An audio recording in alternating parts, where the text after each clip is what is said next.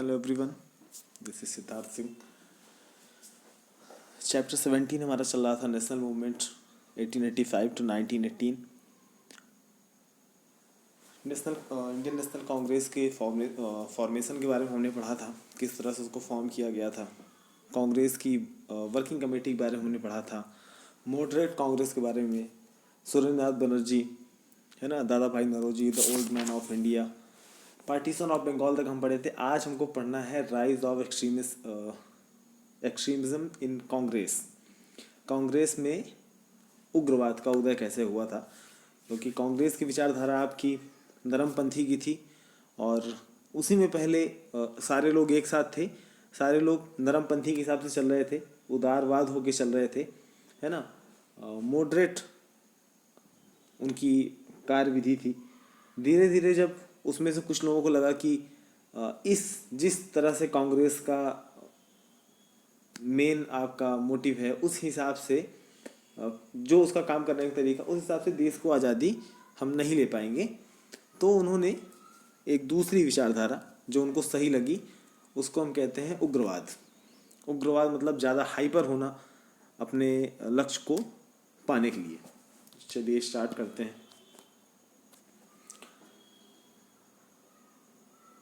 The criticism of government become sharp in the session of Congress। बाहर की sound आएगी तो इग्नोर करना please. Session of Congress and strong demands were being put up gradually. In the second session of Congress, a speaker said, "Every nation has the right to shape its destiny, but are we being ruled by ourselves? No. Are we not living in an unnatural condition?" When such ideas grew in the Congress, British government began to oppose the organization. A new trend of extremism developed in the Congress in the early years of the 20th century. This new trend shunned the tradition of putting up a request before the government. बाल गंगाधर तिलक, Lala Lajpat Rai and Vipin Chandra Pal, ये इन तीनों को लाल बाल पाल कहा जाता है। उनकी ये photo है राइट वाले पेज पे। ओके, ये इनकी फ़ोटो है। लाल बाल पाल इनको कहा जाता है। एक शॉर्ट में अगर पूछ लिया जाता है कि लाल बाल पाल कौन है, तो आपको पता होना चाहिए कि लाल से आपका लाला लाजपत राय, बाल से आपका बाल गंगाधर तिलक और पाल से आपका विपिन चंद्र पाल। ओके, चलिए वापस लौटते हैं इस पे। This new trend shunned the tradition of putting up a request before the government. Bal Gangadhar Tilak, Lala Lajpat Rai and Vipin Chandra Pal were the propagators of this new ideology. The trio sang the tune of past glory of country to instill the sense of confidence and national pride among the people. They said that mere demands for changes in administration were not enough. The objective of Indian people should be to achieve Swaraj. Tilak coined famous slogan, "Swaraj is my birthright and I must have it." बाल गंगाधर तिलक का ये नारा बहुत famous था, famous आज भी है कि स्वराज मेरा जन्मसिद्ध अधिकार है और मैं इसे लेके रहूँगा। किसने कहा था, इस बात को याद रख लेना, क्योंकि एग्ज़ाम में आएगा, ये पक्का है। Okay, Tilak, this could be achieved only by working among the masses and by participation of the masses in political affairs. Tilak's newspaper Kesari became the mouthpiece of the new group of nationalists. These nationalists utilized the popular festivals like Ganpati and Shivaji to spread political awakening among the people. They also developed new methods of political agitations like hartals and the boycott of foreign goods. The Congress during the first 20 years of its existence had helped to unite the people for common national aims. Later on, this unity was further strengthened and the aims became more clear.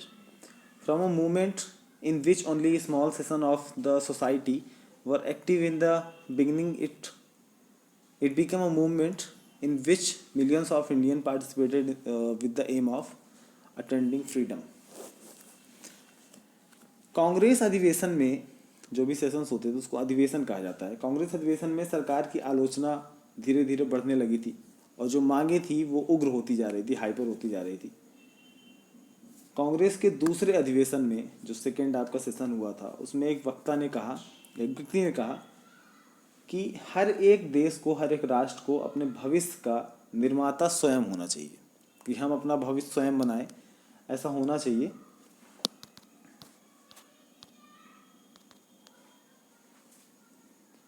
पर क्या हम अपना शासन स्वयं कर रहे हैं या नहीं? क्या हम एक अप्राकृतिक अवस्था में नहीं रह रहे हैं? जब कांग्रेस में ऐसे विचार उठने लगे तब सरकार उसकी विरोधी होने लगी। सरकार कौन सी? जो ब्रिटिश गवर्नमेंट है।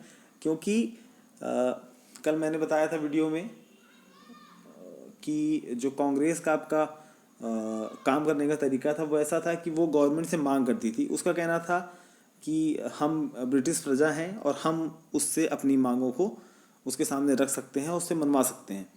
और ब्रिटिश गवर्नमेंट को अगर लगेगा कि हाँ हमारी मांगे उचित हैं, सही हैं, लाजमी है, तो वो हमारी मांगों को पूरा क्यों नहीं करेगी।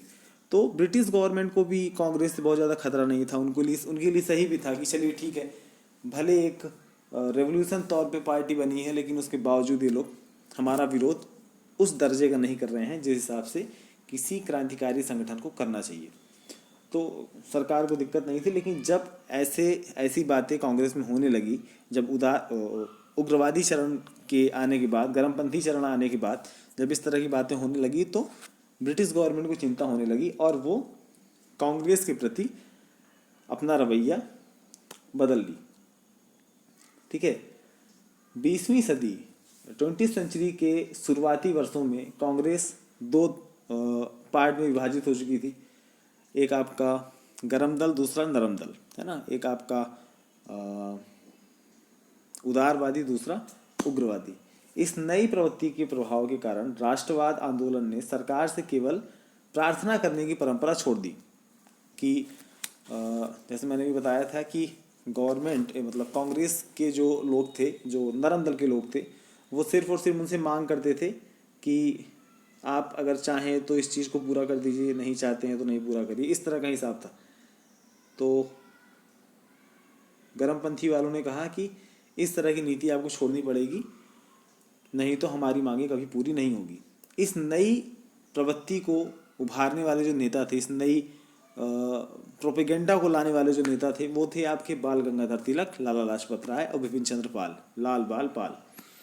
भारतीय जनमानस में आत्मविश्वास और राष्ट्रीय गर्व की भावना जगाने के लिए उन्होंने देश के अतीत का गुणगान किया। मतलब भाई, हमारे देश का इतिहास आपका बहुत गौरवशाली रहा है, बहुत गौरवशाली रहा है, बहुत शौर्य भी रहा है। अब धीरे धीरे लोगों की आदत होती है कि वो आगे पाठ पीछे से पाठ वाला हाल होता है, वो आगे पढ़ते जाते हैं, पीछे वाला उनको भूलता चला जाता है। तो लाल बहादुर शास्त्री, लाला लाजपत राय, बाल गंगाधर तिलक, विपिन चंद्र पाल ने जितना भी जनमानस था भारत का, उसे पुरानी यादें याद दिलाने की कोशिश करते रहे कि हमारा इतिहास कैसा था और हमारे इतिहास में क्या क्या चीज़ें घटी थी और कितना गौरवशाली इतिहास था। कि इन सारी चीज़ों से लोग जागें और एक साथ यूनाइट हों और सभी लोग एक साथ पॉलिटिकल अवेयर हों, पॉलिटिक्स में सभी लोग आगे आएँ और इस देश को आज़ाद कराने के लिए ज़्यादा से ज़्यादा योगदान दें। इस चीज़ को ज़्यादा से ज़्यादा बढ़ाने के लिए बाल गंगाधर तिलक ने एक चीज़ की कि जो भी देशव्यापी तौर पे जो त्यौहार होते थे, जैसे गणेश चतुर्थी होती है, ठीक है, और शिवाजी पूजन होता है, शिवाजी की जयंती होती है। महाराष्ट्र में इन दोनों का बहुत ज़्यादा महत्व है, चाहे वो शिवाजी की जयंती हो या फिर गणपति का बैठकी हो, है ना। तो इन दोनों का सहारा लिया। हर जगह आपके गणेश जी रखे गए, गणपति पूजन रखा गया, शिवाजी की जयंती का बढ़ चढ़ के उनको फ्रेम किया जाने लगा और वहाँ पे भाषण वगैरह दिया जाने लगा, लोगों को अवेयर करने की कोशिश की जाने लगी कि कैसे धीरे धीरे लोग इस चीज़ के साथ जुड़ते चले जाएं।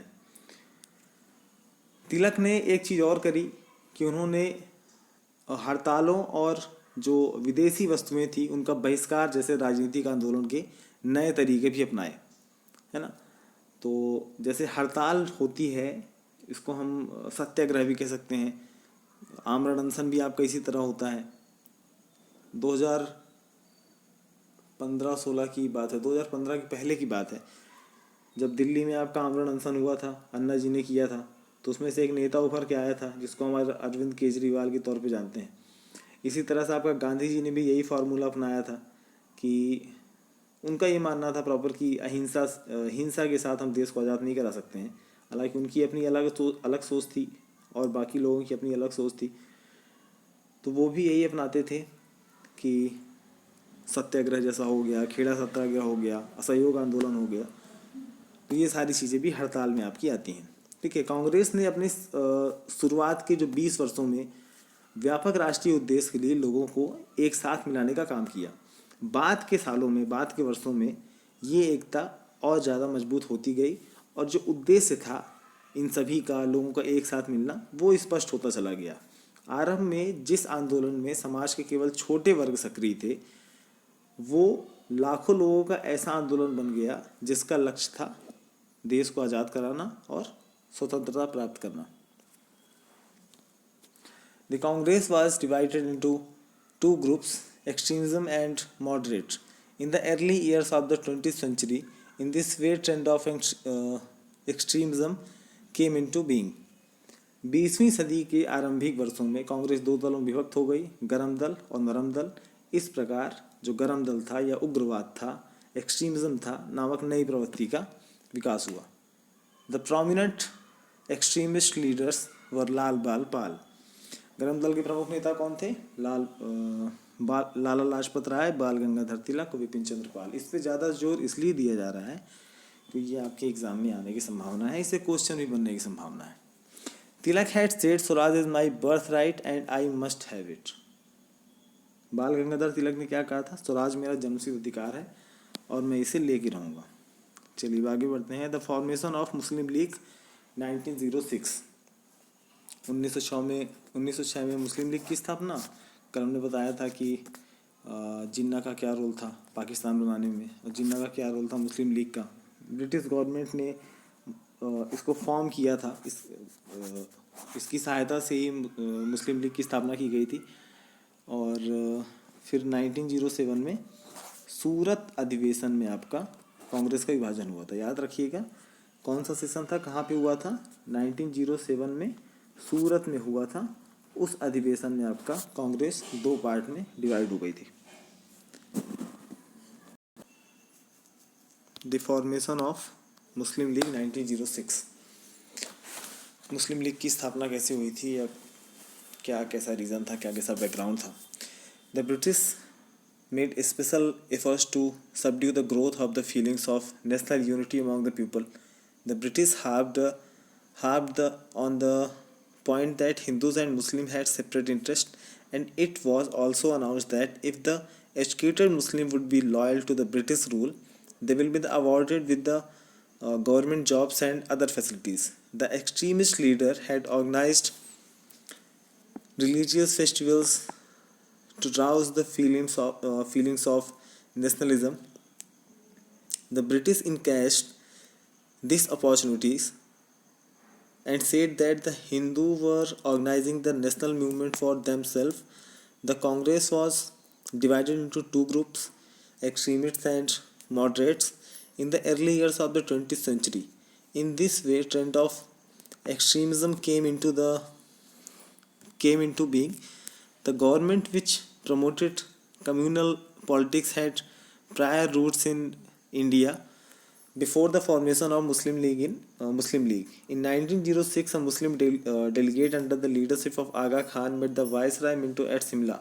The religious leader Aga Khan was an affluent man. Another important leader was Nawab Salim Ullah from Dhaka.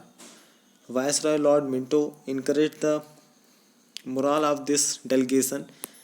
Emboldened by British, these leaders finally founded the All India Muslim League on December 30, 1906. तो चलिए इसको समझ लेते हैं। अंग्रेजों ने देश में एकता की भावना के विकास को नियंत्रित करने के लिए हर संभव प्रयास किया था। अंग्रेज कहने लगे कि हिंदू और मुसलमानों के जो हित हैं वो एक दूसरे से बिल्कुल अलग हैं, उनके हित आपस में टकराते हैं। ये घोषणा की गई कि अगर शिक्षित मुसलमान, जो शिक्षित मुसलमान हैं, एजुकेटेड लोग हैं, अगर वो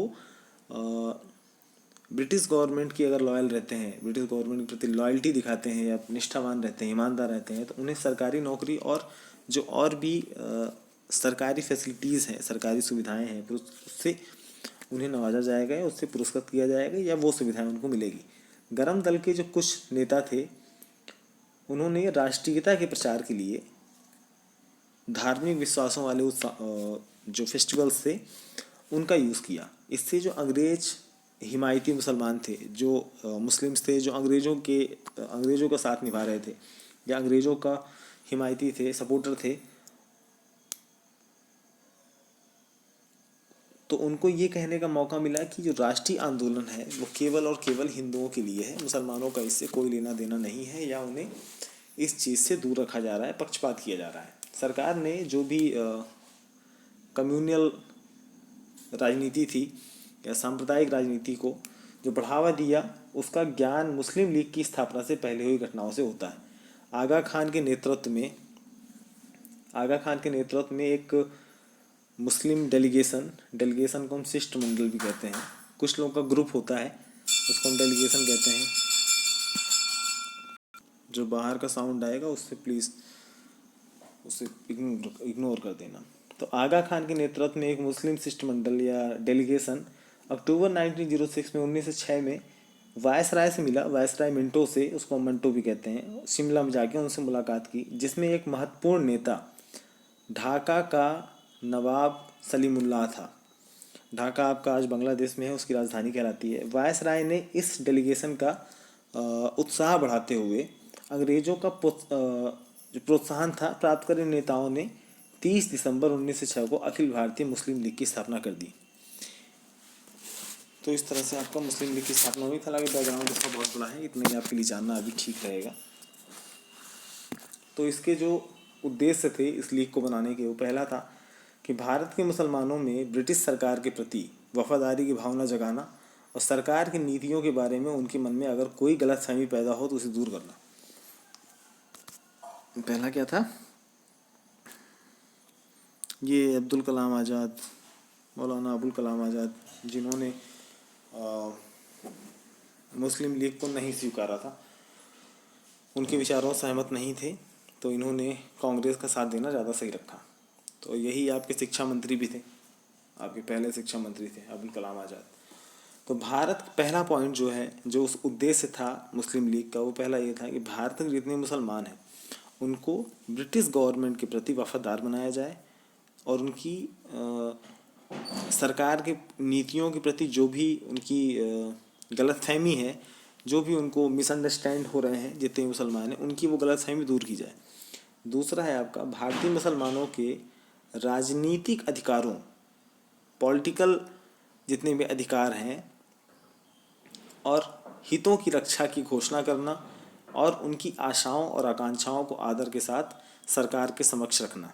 थर्ड है आपका मुस्लिम लीग के जो दूसरे उद्देश्यों पर अडिग रहते हुए दूसरे समुदायों के प्रति किसी प्रकार के विरोध की भावना को रोकना। ठीक है। Government, despite the loyalty of Muslim League to the British government, many Muslims participated in the national movement. Maulana Abul Kalam Azad, Mohammad Ali, Hakim Ajmal Khan and Mazharul, कैसे कैसे तो नाम ही हैं इनके, were against the league's ideas. All these leaders propagated the national feelings. Abul Kalam Azad started generals like Al-Hilal and Maulana Muhammad Ali started the newspaper Comrade in English and Hamdard in Urdu. Muslim league द्वारा शासन के जो का British शासन था उसके प्रति वफादारी की भावना को जगाने के बाद भी बहुत सारे मुसलमान राष्ट्रीय आंदोलन में शामिल रहे। मौलाना अबुल कलाम आज़ाद, मोहम्मद अली जिन्ना, मोहम्मद अली, हकीम अजमल खां और काजी नसरुल इस्लाम, जिनको हम कहाँ गए, यहीं कहीं तो थे अभी, हकीम अजमल खान। तो इन सभी नेताओं ने राष्ट्रीयता का प्रचार किया। मौलाना अबुल कलाम आज़ाद ने एक अखबार निकाला जिसका नाम था अल हिलाल, और मौलाना मोहम्मद अली ने इंग्लिश में एक अखबार निकाला, न्यूज़पेपर निकाला जिसको हम कॉमरेड कहते हैं, और एक उर्दू में निकाला जिसको हम हमदर्द कहते हैं। तो ये पत्रिकाएं इन्होंने निकाली जिसमें स्वतंत्रता प्राप्ति की ज़्यादा से ज़्यादा बातें की जा सके और उसको हम लोगों तक ज़्यादा हम पहुंचा सके, राष्ट्रीयता की भावना को। अब अगला है आपका split in Congress 1907 Surat session. Congress का विभाजन, सूरत अधिवेशन। The differences between the moderate and extremists became sharp gradually. In 1906, Dadabhai Nauroji efforts temporarily put an end to the growing difference, but in 1907, the Surat session of Congress failed to see the moderate and extremist on one forum. Ras Bihari Bose was elected president in that year. The extremists wanted Bal Gangadhar Tilak as their president. This created difference between the two groups, and ultimately Tilak and his followers parted ways from Congress. Despite of this, Tilak drew on honor as before and was busy in propagating his fairy ideas. Finally, in 1907, the Congress split in two parts. The protest against extremists intensified. Lala Lajpat Rai was arrested and was deported to Burma in early 1907. Though he was released later in the end of the year, in 1908, Tilak was arrested and deported to Burma for 6 years. नरम दल और गरम दल के नेताओं के बीच मतभेद आपके बढ़ते चले जा रहे थे। 1906 में जो दादा भाई नौरोजी थे, जिनको हम the old man of India कहते हैं, तो उनकी कुशलता के कारण दोनों दलों में संघर्ष होने से रुका था। लेकिन 1907 का जब सूरत अधिवेशन हुआ तो दोनों में आपके गंभीर मतभेद जो थे वो ज़्यादा बढ़ गए। इस साल जो अध्यक्ष का चुनाव होता है, जो सभापति का चुनाव होता है, उसमें रास बिहारी बोस को चुना गया था, है ना। जबकि जो एक्सट्रीमिस्ट थे, जो गरम दल के थे, उग्रवादी थे, वो चाहते थे कि बाल गंगाधर तिलक को सभापति बनाया जाए। इसी वजह से जो दोनों दल थे, दोनों विचारधाराओं में मतभेद हो गया, दोनों विवाद हो गया, और बाल गंगाधर तिलक और उसके जितने भी साथी थे वो कांग्रेस से हटके अलग अपना चले गए। कांग्रेस से अलग होने के बाद होकर भी तिलक का सम्मान आपका बराबर बना रहा। अब वो लगातार आपका संघर्षवादी विचारों का प्रचार करते रहे। 1907 में कांग्रेस का विभाजन हो गया, गरम दल वालों का अधिक दमन होना स्टार्ट हो गया। लाला लाजपत राय को गिरफ्तार करके 1907 ईस्वी में बर्मा भेज दिया गया, वहाँ पे जेल हो गई उनको, और फिर उन्हें लास्ट के ईयर में उनको रिहा कर दिया गया, जेल से छोड़ दिया गया। लेकिन 1908 में तिलक को दोबारा गिरफ्तार किया गया और उन्हें 6 साल के लिए निष्कासित कर दिया गया। देखिए, जो दमन वाली बात है ना, कि एक्सट्रीमिस्ट का ज़्यादा दमन इसलिए हो रहा था क्योंकि जो नरमपंथी थे वो तो ऑलरेडी एक हिसाब से सपोर्टर थे ब्रिटिश गवर्नमेंट के, उनसे उनका कोई बहुत ज़्यादा मतभेद नहीं था, वो सिर्फ अपनी मांगे रखते थे, उनकी वो प्रशंसा भी करते थे, तारीफ भी करते थे। तो दिक्कत ब्रिटिश गवर्नमेंट को कांग्रेस से नहीं थी, उन्हें दिक्कत थी गरमपंथी से या एक्सट्रीमिस्ट से। ओके, आगे बढ़ते हैं। Emergence of Gandhi ji. The greatest leader of the Indian people in the new phase of their struggle for freedom was Mohandas Karamchandra Gandhi. He entered the Indian politics during his first world war. Gandhi ji led the people of India in their struggle for freedom for nearly 30 years. He was popularly known as Mahatma Gandhi.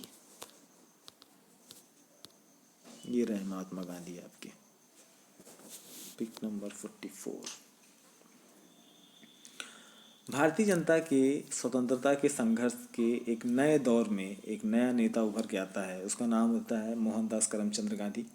भारतीय राजनीति में उनका जो पदार्पण होता है, जो उनका भारतीय राजनीति में आगमन होता है, वो जो पहला वर्ल्ड वॉर चल रहा होता है, प्रथम विश्व युद्ध के दौरान होता है। पहला वर्ल्ड वॉर आपका 1914 से लेके 1918 तक चलता है, 1914 से लेके 1918 तक, ठीक है। और दूसरा कब तक चलता है? 1939 से 1945 तक, okay.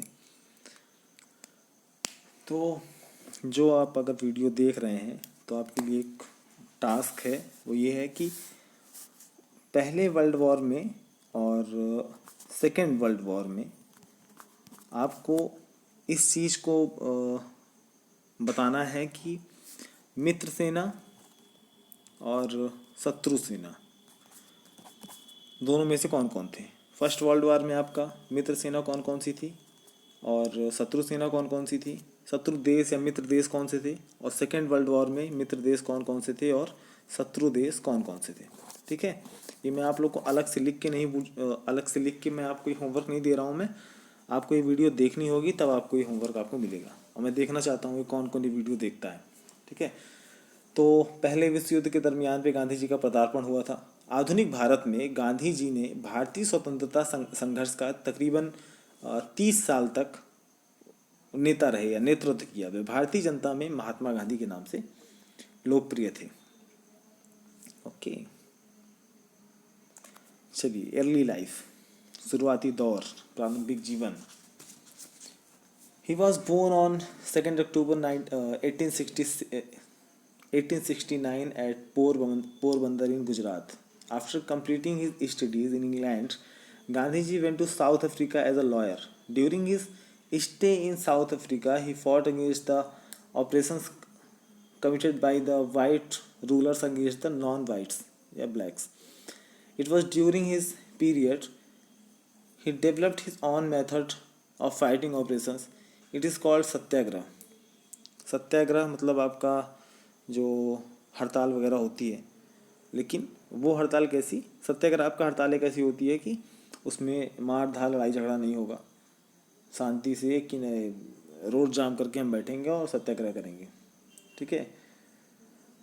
It is called Satyagraha. The people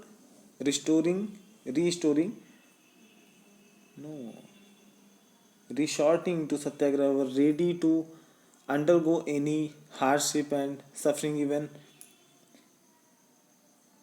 imprisonment. It was basically a non-violent movement of fighting against oppressions. Mahatma Gandhi का जन्म 2 अक्टूबर 1869 को गुजरात राज्य के पोरबंदर नामक स्थान पे हुआ था। इंग्लैंड में अपना पढ़ाई पूरी करने के बाद वो एक लॉयर के रूप में, वकील के रूप में साउथ अफ्रीका गए थे, दक्षिण अफ्रीका गए थे। साउथ अफ्रीका में रहते हुए उन्होंने वहाँ का जो ब्लैक एंड वाइट का जो सिस्टम है, अभी आपका एक स्लोगन निकला था कि black lives matter, black lives do matters, है ना। तो फॉरेन कंट्रीज़ में आपका ऐसा है ना, क्योंकि अफ्रीका भी आपका ब्रिटेन के अंडर भी था, है ना। तो एक इंटरेस्टिंग फैक्ट इसका ये है, इसको हम पहले पढ़ लेते हैं उसके बाद। तो वहाँ पे गांधी जी ने आंदोलन छेड़ा था, सत्याग्रह, कि जो गोरे लोग थे, वाइट रूलर्स थे, वो ब्लैक जो पब्लिक थी, वहाँ के रेजिडेंट्स थे, उनके ऊपर अत्याचार करते थे या भेदभावपूर्ण व्यवहार करते थे। तो गांधी जी ने ये सारी चीज़ें देखी और उन्होंने एक नया मेथड निकाला किसी भी चीज़ से लड़ने के लिए, वो ये था सत्याग्रह, मतलब अनशन करना, आमरण अनशन हो गया कि हम जगह घेर के बैठ गए। तो ये सारी चीज़ें आपका गांधी जी ने नए तरीके से निकाला था, इसको सत्याग्रह कहते थे। सत्याग्रह करने वाला व्यक्ति हर प्रकार के जो कष्ट होते थे और जो दंड भोगने जो भी दंड मिलता था और जेल जाने के लिए तैयार रहता था। अत्याचार के विरुद्ध ये जो तरीका था, ये एक नॉन वायलेंट तरीका था या अहिंसात्मक तरीका था। तो मेन पॉइंट ये है कि जो अफ्रीका में, साउथ अफ्रीका देखिए, वहाँ की जो लोकल रेसिडेंसी है ना, वो सब आपको ब्लैक ही मिलेंगे, वहाँ कोई आपको गोरा नहीं मिला, क्योंकि वहाँ की जो साउथ अफ्रीका की जो जैसा मौसम है वहाँ का, वहाँ लोग गोरे आपको नहीं मिलेंगे। तो जितनी भी साउथ अफ्रीका की टीम बनती है, साउथ अफ्रीका की जो टीम बनती है उसमें आपको लगभग कई सारे लोग, जिसमें से डिविलियर भी है, वो भी आपके गोरे ही मिलेंगे। तो उसमें रीज़न ये है कि जो ब्रिटिशर्स थे जो साउथ अफ्रीका में रूल करते थे, जिनका शासन था, जो कब्जा के रखे हुए थे, तो जब साउथ अफ्रीका से ब्रिटिशर्स अपने देश वापस लौटे हैं तो उनमें से कई सारे ब्रिटिशर्स या जो आयरलैंड के थे तो वो सारे रुक गए कहाँ पे, साउथ अफ्रीका में। वो सेटल हो गए, मतलब एक तरह से वो लोग साउथ अफ्रीका में सेटल हो चुके थे। कई उनकी पीढ़ी साउथ अफ्रीका में रहती थी, तो वो लोग कभी साउथ अफ्रीका छोड़ के गए ही नहीं। तो ये कारण है कि वहाँ की जो टीम है वहाँ पे लोग, गोरे लोग ही मिल जाते हैं, है ना। तो ये कारण है। चलिए अब आगे बढ़ते हैं। Champaran, Ahmedabad and Kheda movement. चंपारण, अहमदाबाद और खेड़ा आंदोलन। At the start of 1917 and 1918, Gandhi ji led 3 movements in Champaran, Ahmedabad and Kheda. ये तीनों आपका पहले गुजरात में था। These movements are for the local economic demands. In the beginning of 19th century, the white rulers made a pact. White rulers मतलब आपका Britishers. White rulers made a pact with the peasants, which made it mandatory for the peasants to cultivate indigo plants on 1/3 of their land. This was called Tinkatia system. The British oppressed the Indian indigo peasants in Champaran. In 1970, Gandhi ji went to Champaran to relieve the peasant of these oppressions.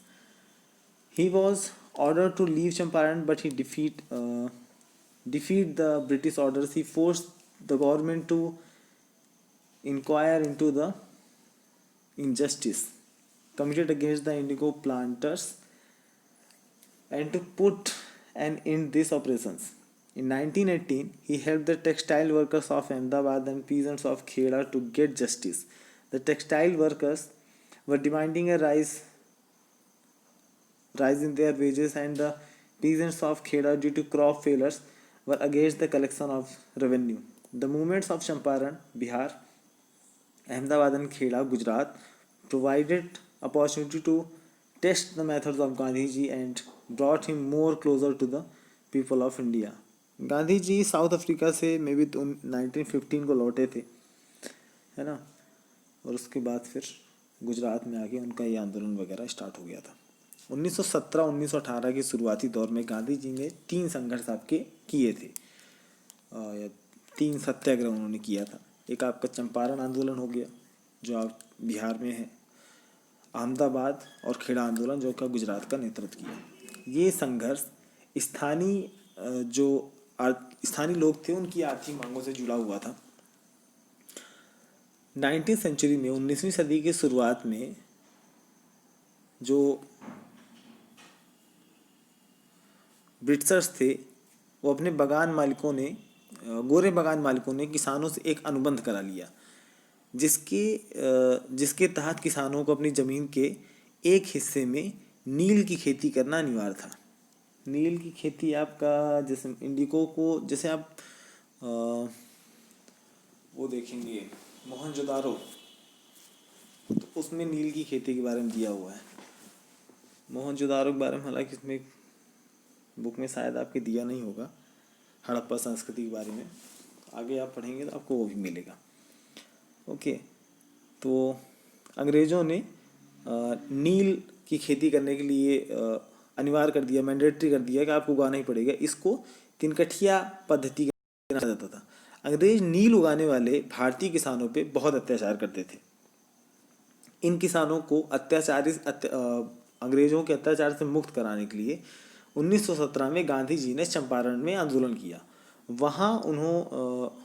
वहाँ उन्हें चंपारण छोड़ने का Britishers ने आदेश दिया, लेकिन गांधी जी ने उसकी अवहेलना की और उन्होंने उनका आदेश नहीं माना। किसानों पे हुए अत्याचारों की जांच करने के लिए, उसका निवारण करने के लिए सरकार को उन्होंने मजबूर किया। 1918 में उन्होंने अहमदाबाद के जो कपड़ा मिल मजदूर थे, टेक्सटाइल को आपका कपड़ा उद्योग कहा जाता है, वस्त्र उद्योग कहा जाता है, और खेड़ा के किसानों को न्याय दिलाया। अहमदाबाद के जो मिल मजदूर थे उन्होंने अपनी उनको सैलरी बहुत कम मिलती थी, उनको सैलरी बढ़वाने के लिए उन्होंने आंदोलन कर रहे थे, तो गवर्नमेंट उनकी बात मान नहीं रही थी क्योंकि उनका कोई प्रॉपर लीडर नहीं था। तो गांधी जी ने उनकी सहायता की, आंदोलन में बैठे, उन्हीं मजदूरों को लेके मिल के सामने, फिर उनकी आपकी जो डेली वेजेस थे उनमें बढ़ोतरी हुई, वेतन बढ़ा। ऐसे खेड़ा किसान थे, उनकी जैसे आज भी पाला पड़ गया या बहुत बारिश हो गई, बहुत गर्मी पड़ गई, आंधी चल गई, जो अभी लॉकडाउन के टाइम आपको टिड्डे आ गए थे, है ना, लोकस्ट आ गए थे, तो इसकी वजह से फसल बर्बाद हो गई। तो उस टाइम पे आपका खेड़ा में एक किसानों की जो फसल थी वो बर्बाद होने की वजह से, तो वो जैसे मान के लिए जब खेती हुई, फसल खराब हो गई, तो जो नियमित तौर पे जो रेवेन्यू वसूला जाता है, तो गवर्नमेंट तो उसी हिसाब से लौटेगी कि भाई हमको, अब गवर्नमेंट तो आपकी अत्याचारी है, तो आई कि भाई हमको रेवेन्यू चाहिए। तो अब जब उसके पास भूंजी भाग नहीं है तो कहाँ से रेवेन्यू दे दे। तो गांधी जी ने इसका भी निवारण किया और लोगों को न्याय दिलाते हुए जो राजस्व वसूली थी उसको रोकने का मांग किया, जो रेवेन्यू गवर्नमेंट जनरेट करती है या वसूलती है उसे बंद करवाया। चंपारण, अहमदाबाद और खेड़ा आंदोलन के संघर्ष ने गांधी जी के तरीकों को आजमाने का और गांधी जी को देश की जनता के नज़दीक लाने का ज़्यादा मौका दिया, ज़्यादा अवसर दिया। अब आते हैं सोशल रिफॉर्म पे। सोशल रिफॉर्म मतलब समाज सुधार। Gandhi ji made the social reform an integral part of the nationalist movement. In the field of social reforms, he devoted himself to the fight against the inhuman practice of untouchability. Millions of Indians led life of uh, humiliating degradation because they were considered as untouchable. Untouch क्या ही तो कहते हैं इसको, जबान ही लड़खड़ाई जा रही है, कुछ भी हो। His another major contribution was in the field of cottage industry. He told the people that चरखा was the source for चरखा emancipation of the rural people. चरखा became an important symbol of, चलिए कुछ भी है, तो जटिल भाषा ही दी हुई है। सामाजिक सुधार को गांधी जी ने राष्ट्रीय आंदोलन का एक हिस्सा बना दिया। समाज सुधार के उनके क्षेत्र में उनका बड़ा योगदान था। जो छुआछूत की समस्या थी, ये बहुत अमानवीय प्रथा थी, इसके विरोध में अभियान चलाया जिसमें जो लाखों भारतीयों को बहुत निम्न स्तर का समझा जाता था। उनका दूसरा योगदान जो कुटीर उद्योग था उसके क्षेत्र में था। चरखा को उन्होंने ग्रामीण जनता की मुक्ति का साधन बनाया, लोगों में राष्ट्र भावना का विकास किया, है ना। गांधी जी ने हिंदू मुस्लिम एकता को बढ़ावा दिया और इसी के लिए उन्होंने अपना जीवन समर्पित कर दिया। वो सांप्रदायिकता को राष्ट्र विरोधी और अमानवीय समझते थे। महात्मा गांधी सत्य और अहिंसा के मार्ग पर चल के देश की स्वतंत्रता के लिए प्रयास करते थे। होम रूल आंदोलन या home rule movement Annie Besant के ऊपर है। इसको हमने इतिहास के पुराने चैप्टर्स में पढ़ा हुआ है, एक बार फिर से रिवाइज कर लीजिए। जो एनी बेसेंट थी वो 1893 में भारत आई। इससे पहले जो आपका 1893 का वो हुआ था, शिकागो विश्व धर्म सम्मेलन हुआ था। वहाँ पे इन्होंने जब उनको सुना, क्या कहते हैं, भारत के विवेकानंद को और जो भी धर्मगुरु गए थे यहाँ से, तो वो वहाँ से इंस्पायर हुई और भारत के जो धर्म ग्रंथ वगैरह थे, गीता हो गई, रामायण हो गई, महाभारत हो गई, उपनिषद हो गए, इन सब के बारे में भी इन्होंने जान रखा हुआ था, इन्होंने पढ़े रखा हुआ था। तो ये सारी चीज़ें इनको इंस्पायर करती थी भारत आने के लिए। तो 1893 में भारत आई और थियोसॉफिकल सोसाइटी के से जुड़ी रही। इस थियोसॉफिकल सोसाइटी पहले 2 लोग पहले चलाते थे, एक कर्नल था, एक लेडी थी। कर्नल के डेथ होने के बाद एनी बेसेंट आपका थियोसॉफिकल सोसाइटी की हेड बनी थी। तो जो तिलक थे, बाल गंगाधर तिलक ने 1914 में जब वो बर्मा से छूट के आए थे, उनकी 1908 में जब उनको गिरफ्तार करके बर्मा भेज दिया गया था, तो बर्मा से जब वो छूट के आए थे 1914 में, 1914 में, तो वो वापस आके फिर से कांग्रेस में उन्होंने कांग्रेस ज्वाइन कर ली थी। अप्रैल 1916 में बाल गंगाधर तिलक ने इंडियन होम रूल लीग की तथा एनी बेसेंट ने 1916 में होम रूल लीग की स्थापना की थी, जिसका जो लक्ष्य था, जिसको जो गोल रखा गया था वो था ब्रिटिश साम्राज्य के अंतर्गत भारतीयों के लिए स्वशासन प्राप्त करना। इस आंदोलन के महत्व का जो उद्देश्य, इस आंदोलन का जो महत्व था, उसके लिए उन्होंने विपिन चंद्र पाल ने एक चीज लिखी थी। होम रूल आंदोलन की सबसे बड़ी उपलब्धि ये है कि इसने भावी राष्ट्रीय आंदोलन के लिए बहुत सारे लड़ने वाले जुझारू योद्धा तैयार किए थे। होम रूल आंदोलन सोसाइटी के पंडित मोतीलाल नेहरू, चित्तरंजन दास, तेज बहादुर सप्रू, रामास्वामी अय्यर, मोहम्मद अली, भूला भाई देसाई, ये सारे सदस्य थे। देखिए, पहले कांग्रेस का ये मानना था, जैसे अभी आपने पढ़ा कि तिलक वापस आपका जब 1940 में बाल गंगाधर तिलक बर्मा से छूट के आते हैं तो वो वापस कांग्रेस ज्वाइन करते हैं, और कांग्रेस ज्वाइन करने के बाद वो भारत में स्थापित करते हैं एक होम रूल लीग। ठीक है, वो एनी बेसेंट की सहायता से ही स्थापित होती है। होम रूल लीग में भी ये शायद बंगाल में इन्होंने किया था। तो कांग्रेस में आने के बाद इनका प्लान चेंज हो गया था। तो कांग्रेस की विचारधारा क्या थी कि इन्होंने डोमिनियन स्टेट की मांग की थी, है ना। डोमिनियन स्टेट का मतलब होता है कि मतलब देश अंडर पे रहेगा ब्रिटेन के और भारत में बैठ के सत्ता हम चलाएंगे। जैसे मान के चलो कि कोई कंपनी है, जैसे मान लो कि रिलायंस कंपनी है, रिलायंस कंपनी के मालिक अंबानी है और मैनेजर बना दिया जाए किसी को भी। तो मान लीजिए रिलायंस कंपनी ब्रिटेन की है और ब्रिटेन का रिलायंस कंपनी पे कब्जा है, सारी चीज़ें उसी की हैं, और भारत के लोगों को बना दिया जाए मैनेजर। मतलब आप यहाँ पे सारा एडमिनिस्ट्रेशन चलाइए, लेकिन जो लेन देन होगा, जो डिफेंस होगा, जो आर्थिक समस्याएं होंगी, बजट होगा, वो सारी चीज़ें ब्रिटेन के हाथ रहेगी। तो ये होता है डोमिनियन स्टेट की मांग करना। तो ये कांग्रेस ने और बाल गंगाधर तिलक ने इसकी मांग की थी। लेकिन आगे चल के धीरे धीरे क्या नाम है उसका, इंडियन सोशलिस्ट पार्टी, आपका चंद्रशेखर आज़ाद और अशफाक उल्लाह खान, राम प्रसाद बिस्मिल। एक्चुअल में राम प्रसाद बिस्मिल का नाम राम प्रसाद सिंह तोमर था, लेकिन बिस्मिल नाम दिया गया था अशफाक उल्लाह खान की वजह से। अशफाक उल्लाह खान और राम प्रसाद जी के बीच में अच्छी मित्रता थी, तो उन्होंने राम प्रसाद को राम प्रसाद बिस्मिल कहना स्टार्ट कर दिया था, तो उनका नाम चलन में आ गया राम प्रसाद बिस्मिल।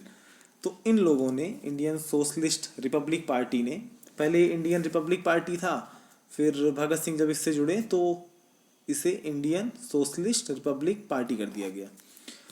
तो इन्होंने पहली बार मांग रखी थी कि हमें डोमिनियन स्टेट नहीं चाहिए, हमको चाहिए पूर्ण स्वराज। जब इन्होंने पूर्ण स्वराज की मांग रखनी स्टार्ट कर दी और लोगों का जनमत इनको मिलने लगा, भगत सिंह लोगों को जब सपोर्ट में लोग आने लगे इनके, तो कांग्रेस को समझ में आया कि अगर ये लोग इसी तरह से लोकप्रियता प्राप्त करते रहे तो अंग्रेजों के जाने के बाद सत्ता हमारे हाथ नहीं आएगी, है ना। तो फिर कांग्रेस ने अपने सार्वजनिक मंच से इस बात की घोषणा की थी कि हम डोमिनियन स्टेट नहीं चाहते हैं, अर्ध राज्य नहीं चाहते हैं, हमको चाहिए पूर्ण स्वराज, पूरी आज़ादी। मतलब कि ब्रिटेन का हमसे कोई लेना देना नहीं रहेगा। चलिए, ऑपरेशन लास्ट का है अब आपका ही, इसको पढ़ लेते हैं। Tilak and Annie Besant both popularized the home rule movement. Their oratory skills influenced the masses, and restless British government followed oppressive measures to curb the influence of the two leaders. The British oppressed the nationalist with an iron hand. बाल गंगाधर तिलक और Annie Besant दोनों ने अपने अपने तरीके से home rule आंदोलन का जोरदार प्रचार किया। इन दोनों के भाषण का लोगों पर बहुत ज़्यादा प्रभाव देखने को मिला। इससे ब्रिटिश सरकार बेचैन हो गई और उसने इन दोनों नेताओं के प्रभाव को रोकने के लिए इनको दबाने का पूरा कोशिश किया। आंदोलनकारियों का कठोर दमन आपका होता रहा। चाहे आंदोलन कांग्रेस को छोड़ दिया जाए अगर, तो जितने भी आंदोलनकारी थे या क्रांतिकारी थे, सब ने बहुत सारी यातनाएं झेली, सबको जेल भी हुई और बहुतों को फांसी हुई। कांग्रेस के एक ठो नेता को कभी फांसी नहीं हुई। तो यह अध्याय आपका यहीं ख़त्म होता है। अब हम अगला पढ़ेंगे रिवोल्यूशनरी मूवमेंट इन इंडिया, जिसमें आपका भगत सिंह हो गए, विनायक दामोदर सावरकर हो गए, खुदीराम बोस जो आपके सबसे पहले क्रांतिकारी थे, जो सबसे कम एज में मे बी 17 ईयर्स ओल्ड रहे होंगे, 17 साल की उम्र रही होगी उनकी, तब उनको बंगाल में फांसी दी गई थी, है ना।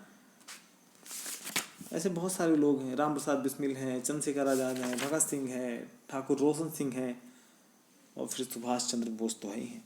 तो ये सारी चीज़ों को हम अगले पार्ट में डिस्कस करेंगे। तो आपका टेस्ट ये है, मतलब होमवर्क ये है, इस वीडियो में हम दे देते हैं कि वर्ल्ड वॉर 1 में और वर्ल्ड वॉर 2 में, है ना, दोनों को सामने रख लेना। और वर्ल्ड वॉर 1 में मित्र देश कौन से थे, शत्रु देश कौन से थे, और वर्ल्ड वॉर 2 में मित्र देश कौन से थे, शत्रु देश कौन से थे।